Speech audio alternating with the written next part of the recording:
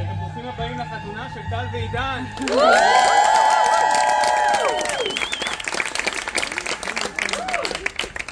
רובכם בטח מכירים אותי, ומי שלא, אז נעים להכיר, אני דור, האח התאום של עידן.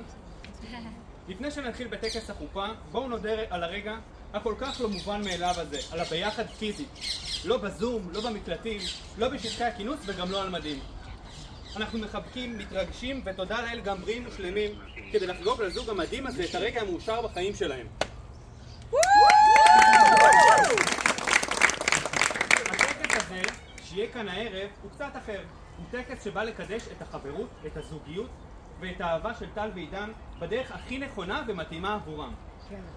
נישואים אינם מתקיימים מתוקף החוק או בעקבות טקס כזה או אחר, אלא מתאבים בליבם של הזוג ומתממשים דרך חברות, שותפות, הקשבה ופרגון ביניהם. ואכן, החגיגה שאנו עדים לה הערב היא חותמת ועדות לחברות, לכבוד ולאהבה שכבר נמצאים כאן בין טל ועידן שלנו לא מעט זמן, ולכולנו אין ספק שזה יימשך כך לנצח. הערב עומדים פה איתנו מקבץ מצומצם אך מגוון של אנשים מהמשפחה ומהחברים הקרובים ביותר של טל ועידן. שהמשותף לכולם הוא הרצון לשמוח בשמחתם. ורגע לפני שנתחיל את החלק האומנותי, אני רוצה לאחל לכם ביחד ובשם כולנו שהבית שלכם יהיה בית של אהבה, של סקרנות, של חדווה, של שלום, של חברות אמת מתמשכת, ונאמר אמן. אמן. כמו כל טקס חופה מסורתי, גם כאן נתחיל בברכה על היין, בורק פרי הגפן. אמן. וכמיטב המסורת של הרבנים, תרשו לי לפנק אתכם בבדיחת קרש קטנה שחוזרת על עצמה מדי חופה. אורית, אמא של הכלה, תני לטל שלוק יין, היא ממש צריכה את זה. ועכשיו ענת, אמא של החתן, שבמקרה גם אמא שלי, תני לעידן שלוק יין.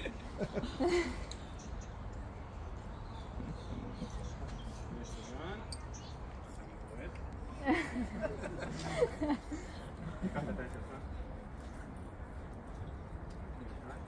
תחזור אחריי.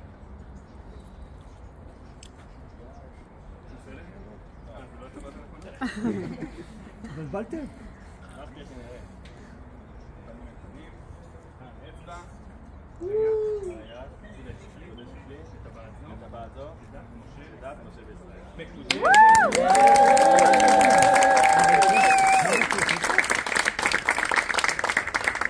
אני בוחר לך, לחבר, לאהוב ולשותף בחיים.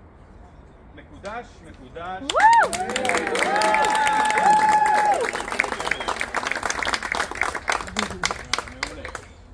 ועכשיו אנחנו נקדש את החופה, את טקס החופה, באמרת 7 הברכות בסגנון קצת אחר. את ההתחלה ואת הסוף בטח רובכם תכירו מהמסורת, וביניהם נכניס את הברכות שלנו, מכולנו, מהלב שלנו. צאן ושמחה, חתן וכלה, גילה, רינה, דיצה וחדווה, אהבה ואחווה בשלום ורעות.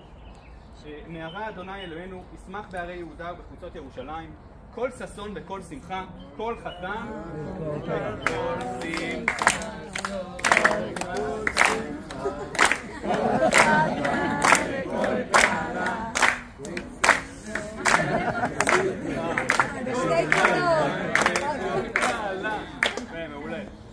כל מצעלות חתנים מקופתם ונערים ממשתי נגינתם, ברוך אתה אדוני משמח חתן עם הכלה.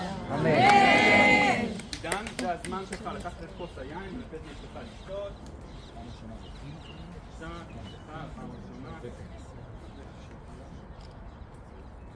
טל עכשיו תורך, תני שלוק לבעלך.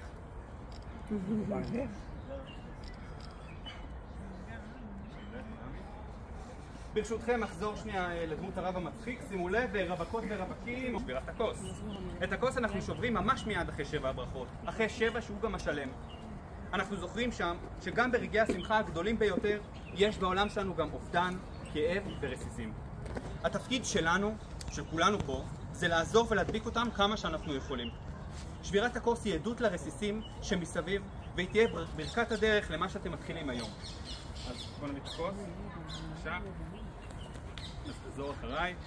אם אשכחך ירושלים, תשכח ימיני, תדבק לשוני לחיקי, אם לא אזכרתי, אם לא עליתי ירושלים, מוכן? כן, ברור.